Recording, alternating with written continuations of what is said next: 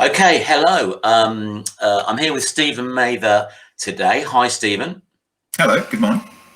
So Stephen, in his madness, has agreed to let me interview him and ask a few probing questions just to learn a little bit about his business. And then later in the session, he's going to share some tips. I think we're going to look at terms and conditions. Is that right, Stephen? Yes, yeah, Okay. Slightly different angle on it, why you don't need terms and conditions.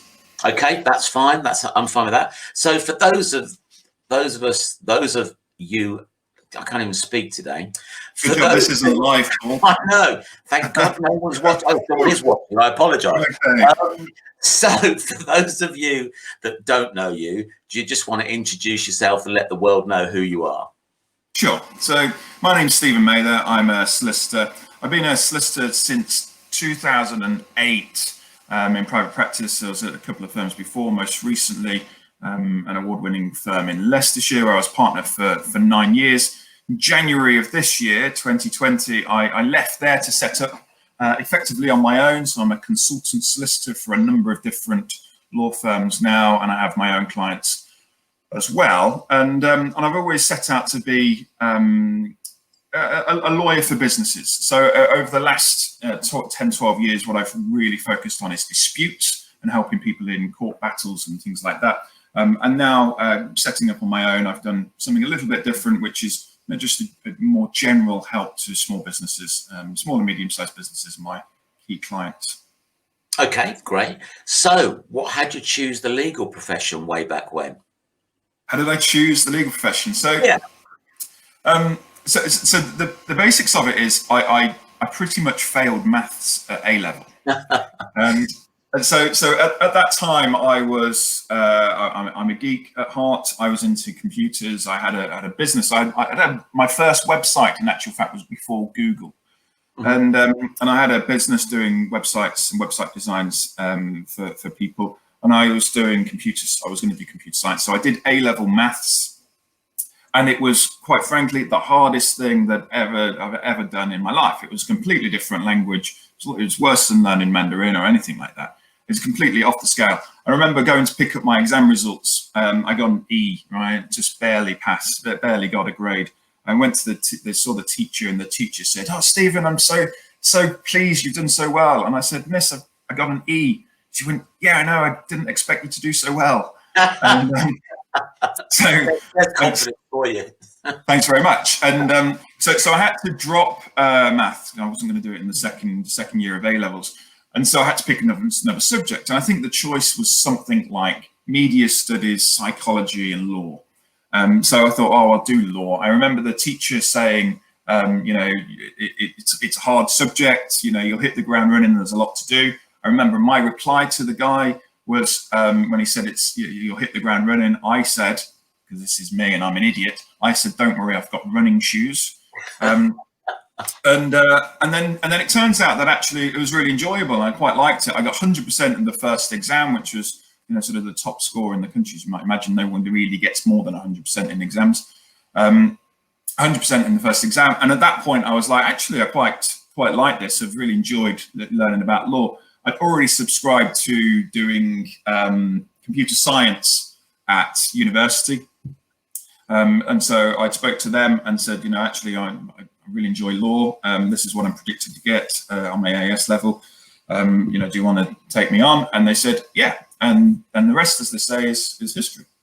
Okay. So you said you used to work for quite a reasonable sized legal practice before you became a solopreneur, if that's the right word. So what had you make that step from, I guess, I guess most people before they go into small business on their own, see working for a company as more comfortable and less risky. So what had you make that leap, if you like? Pretty much being a terrible employee. I've always, as I say, from a young age, my family have always been self-employed, running businesses. So I've always had that within me. So even in the school playground, for instance, I was selling sweets at break times. I was doing effectively running a tuck shop out of my sports bag. Moving on to then A-levels, I was running a website design business. I've had a few different businesses that I've ran as well. So I've done letting agency. I've done we bought a mobility scooter and devices shop, and I ran that for a while. And so that entrepreneur was always within me and inside me.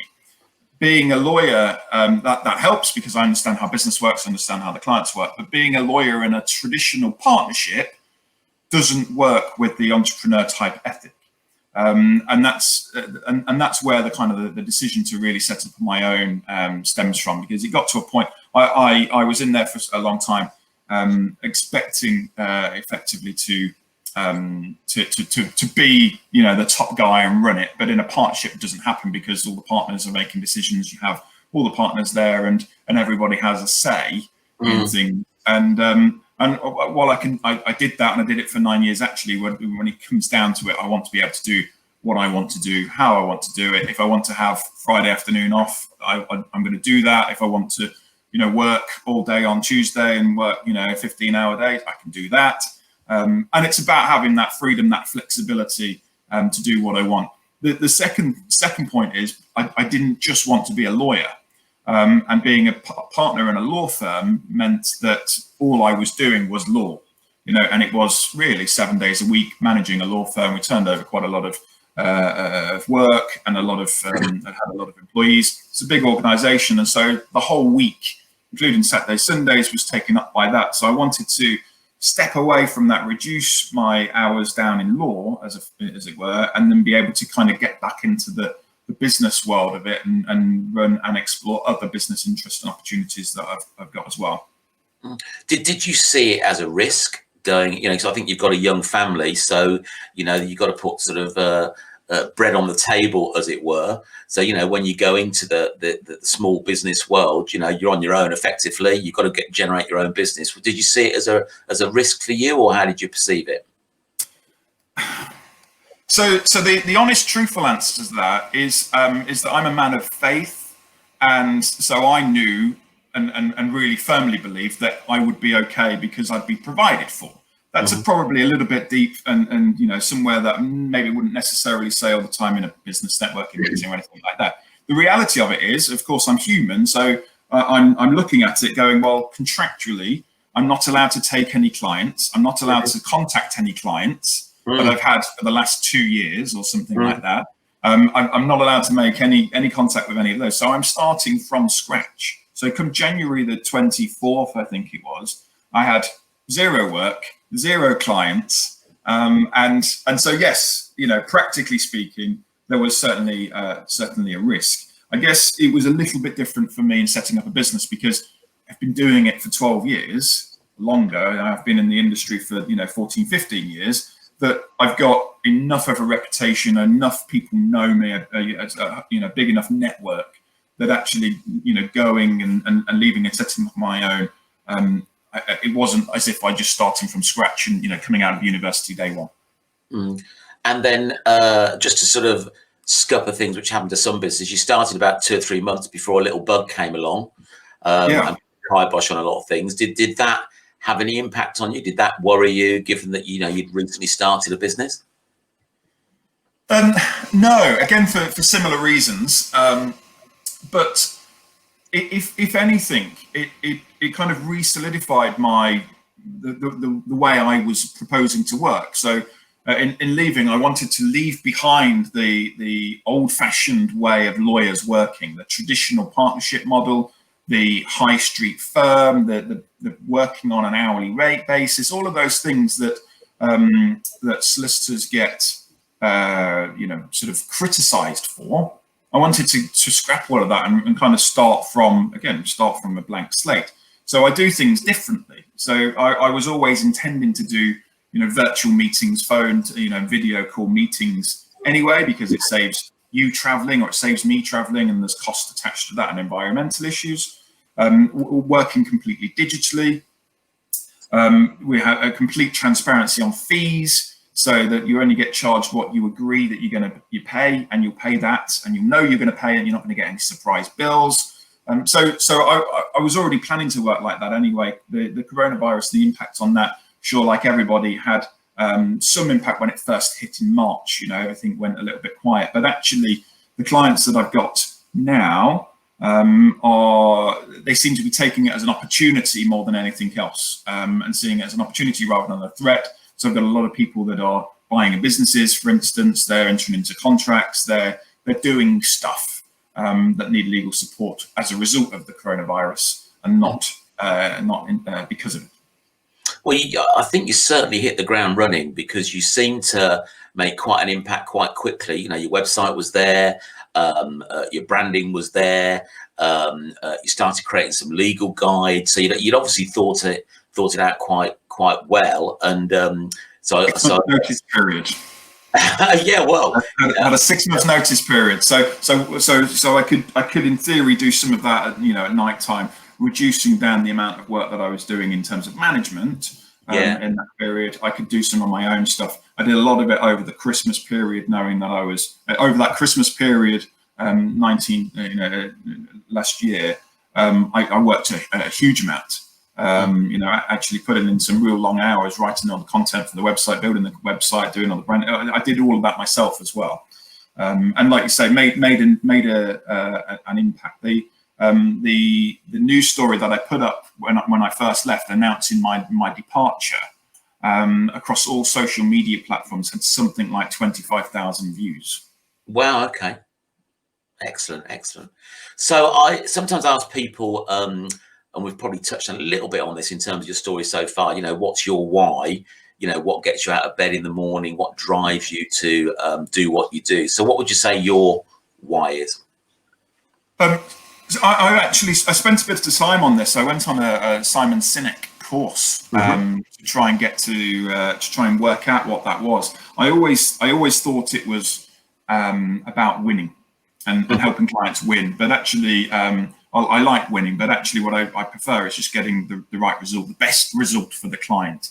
That's not necessarily winning, and most of the time, actually, it's not winning. It's about trying to get the best result, settle the matter. But what I've realised is my why actually is to create a happy and supporting environment, legal environment, so that everybody involved gets a better night's sleep. And that sounds a little bit strange for a lawyer's why, but actually it really works for me, because particularly litigation, any legal services really, it's quite stressful for the client. I see lots of people that come to me and it's a massive problem for them. It's something that's really stressful, and it's something that keeps them up at night. And if I can then take away some of that pressure, take away some of those issues, and genuinely help them sleep a little bit better at night, because they don't need to worry about it anymore. I've sorted it for them, or we've settled with one, or whatever it is. That's really what gives me my kicks. And that's what I've realized when the clients give me that feedback. And I've had it a number of times now where they've said, it's keeping me up at night, I'm not sleeping. And then after they've spoken to me, they say, I think I'll sleep a bit better tonight, Stephen. Thanks very much. That really kind of gives me that nice, warm, fuzzy feeling that makes me go, yeah, that's why I'm doing the job. That's why I do what I do. Yeah, no, I get that. Absolutely. And again, we might have touched on this before. Well, what would you say makes you different from your competitors? This one's always a hard one to answer without sounding incredibly arrogant. And anybody that knows me will hopefully realise that I'm not incredibly arrogant. But there's a fine line between arrogance and someone with my sense of humour. But the real difference between me and my competitors is me and my approach to providing the legal services and life generally. So I'm happy. I know I don't look happy, and sometimes my droll, dry sense of humour might not come across like I'm happy, but I'm happy, and I want the clients to be happy. Yeah. So I want clients to come to me and actually enjoy working with me, and vice versa. I want to enjoy working with them. Yeah. As I said before, what makes me different as well is the delivery of the services. So we do things in a digital way. So everything's digitally done. We sign contracts digitally. Everything's on email. All in the cloud. Can work wherever. So that's something that lawyers don't do. Walking away from the traditional billing method of a lawyer as well. is a difficult one, and but it's working. As two calls yesterday, and one in particular that stands out, that's worth mentioning. The clients, I'd given them a price, and then the client said, "Well, will there be any other costs? What else will there be?" No, that's the price. You pay that price, and that's it. And they were like, "Well, what if you do X, Y, and Z?" Well, if I do X, Y, and Z, then we'll agree a further price, and you'll know exactly what it is before you pay it. There won't be any surprise bills. And of course, the number one complaint against solicitors is the surprise bills. They get, people get a big bill at the end of it because the solicitor has gone, "Well, it took longer than I thought. It's now taken me 3, 4, 5, 6, 10 hours, 12 hours, whatsoever. Here's a bill. It's £2,000, and it's a lot more than what the client thought it was going to be." So I think probably the other thing that makes me different is the fact that I'll try and fix fees for anything. Yeah, I think most small businesses and I guess consumers like to know exactly what it's going to cost them with no sort of hidden extras, don't they? So given the current climate that we're in, have you had to adapt in terms of how you've engage with clients? Because I guess the norm would be, face-to-face meeting, have a chat over a cup of coffee. So how have you found that? Have you adapted? Have you had to do things differently to get that engagement and get that piece of business? No, I've not done anything differently, because it was always my plan to do things, kind of with less face-to-face contact, and it's something that I've been putting in action before leaving as well. A lot of clients, because it's the traditional way of doing things, the traditional way of engaging a lawyer, they'd ring up and say, "Can I book an appointment to come and see you?" And I would say, well, why? Why do you want an appointment? What is it? Let's have a talk about it first. And usually then within a sort of a 10 or 15 minute conversation, I know, because I'm experienced enough, I know what we need to do, how it's going to work out, usually what the other side are probably going to say, and come up with their arguments as well, and can kind of roadmap out where this is going to go. And then I've just saved the client that initial meeting.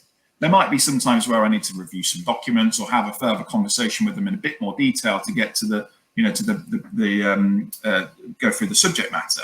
But more often than not, that sort of 10, 15 minutes of time at the beginning is really helpful. It also sifts out the clients that then can't afford it, can't justify the costs of taking that action.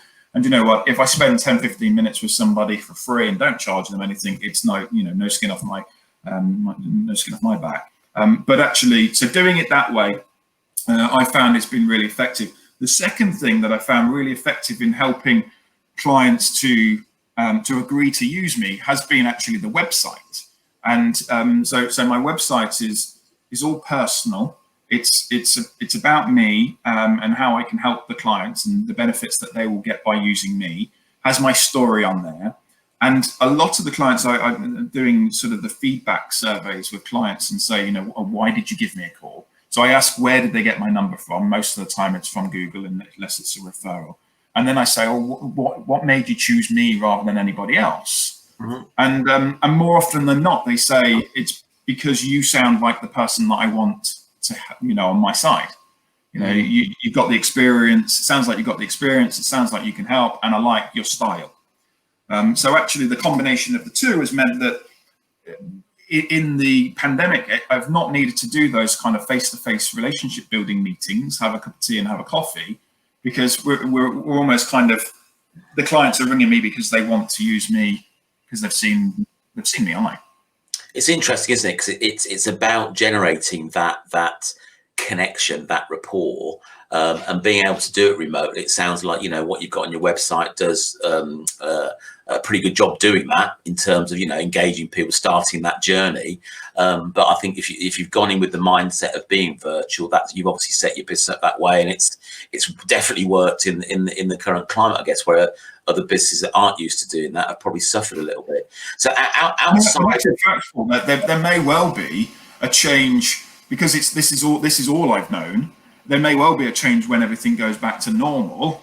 There may well be a change again that actually people want to go and do those face-to-face meetings again. So it may well be that I have to revert back to those more old-fashioned ways because that's what clients want. But right now it seems to be working. Sorry, Yeah, interesting to see how it shapes up. So outside of the pandemic, which I guess has been the biggest challenge for most people, what so far has been the other biggest challenge that you've faced in your business?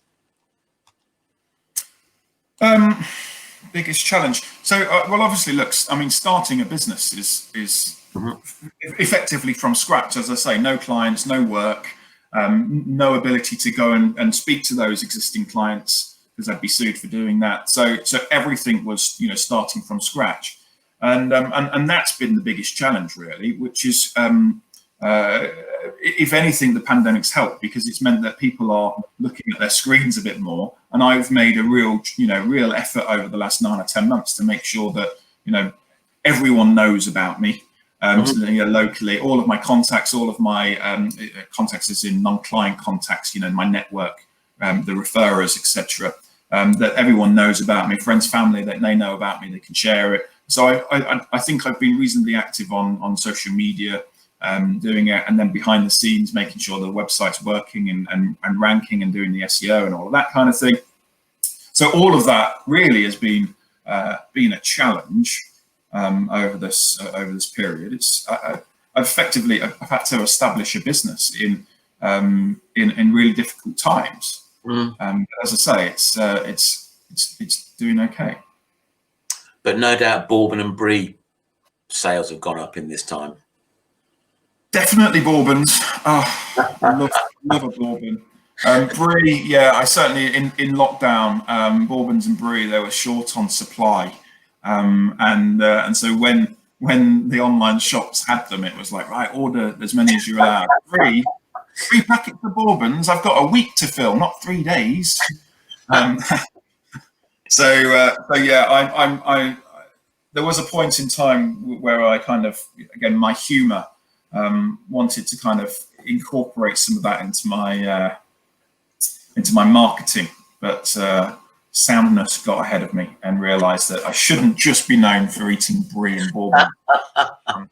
But suddenly that's now stuck in everyone's mind. Sorry for bringing that up. So moving rapidly on. So you decided to create a podcast.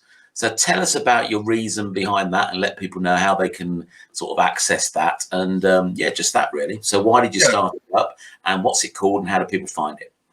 Perfect. So yes, it's called the Business Herald podcast. It's available on everywhere that you can get a podcast from. It's also available online at www.businessherald.co.uk. Setting up a podcast and starting a podcast is something that I've wanted to do for quite a long time, probably more than a year actually, of getting around to doing it. It wasn't something that quite fitted in with my previous practice, and then as I was planning it, there's lots of law firms, the bigger ones, and barristers firms that do legal-based podcasts, and they're as boring as hell. And so I knew that I didn't want to do a legal podcast.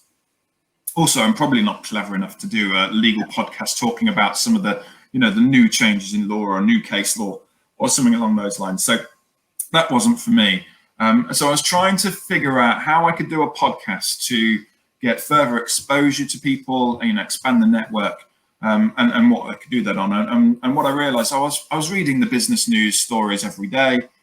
So actually what I started doing is just writing those headlines down. And I thought, a couple of things. I've got a big mailing list of people, contacts, etc. But again, emailing them just about some legal stuff was a little bit boring. So I thought if I could email them something that was useful, so now we email people about the business news stories, and then on the podcast on a Friday, we talk about some of the main ones, how they will affect small and medium-sized enterprises. Each week I've had a couple of guests on. Paul, you've been a guest and that was really good, a really good show. And you came on, we'll get you back again. A couple of guests on that are in the kind of the SME sector, somebody that has something useful to add. And then we just talk about the issues and really some of those issues, they may or may not affect the small business owner, but it really was a way of engaging a new audience or a different type of audience, expanding my network, expanding my visibility, while not just talking about law and boring stuff talking about something more interesting. And I absolutely love it. I really, really love doing it. I really enjoy, the conversations that I'm having with people and meeting different people and new people and seeing their views and opinions on things. I love putting it together and doing the editing, and then I do it on a Friday, and pretty much by the time I've finished, I then knock off and call it a day. And that's kind of, great. Friday finish at sort of 3 o'clock. If I can at all possible, then it's brilliant. And so it then ticks all my boxes, which is, working hard, doing well, but having time to enjoy other things, the podcast being other stuff, family and everything like that. It just means I'm a bit more rounded. Yeah. No, don't be put off, guys. He has had me on it, but he's had far more intelligent people on it as well. It's a good listen on a Friday afternoon. I quite like it on a Friday afternoon as well. Just sort of eases me into the weekend. It's sort of easy listening. If there was one top tip, given your experience, that you would give for a business, what would that top tip be? For businesses, read contracts. Would definitely be my top tip. So here's an example. Last week I had a client ring me, new client, not dealt with them before. I've not charged them for this advice either.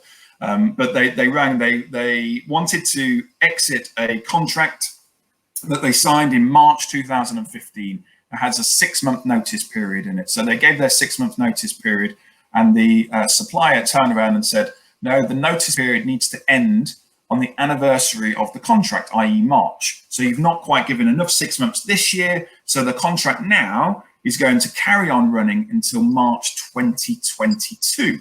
So effectively, they've got an 18-month notice period now until the contract can expire. So they come to me and said, that can't be right. Surely, Stephen, that's not right. We must be able to get out of it. And I unfortunately have to say to them, no, it's right. In a business-to-business scenario, you can put pretty much whatever you want into a contract.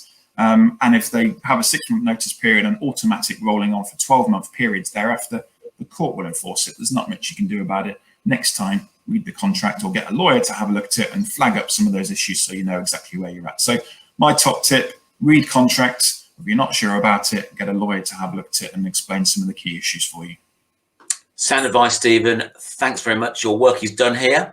Your ordeal is over. Puts my teeth back in. So thanks for giving up your valuable time today to contribute to this session. And I'll end the broadcast now.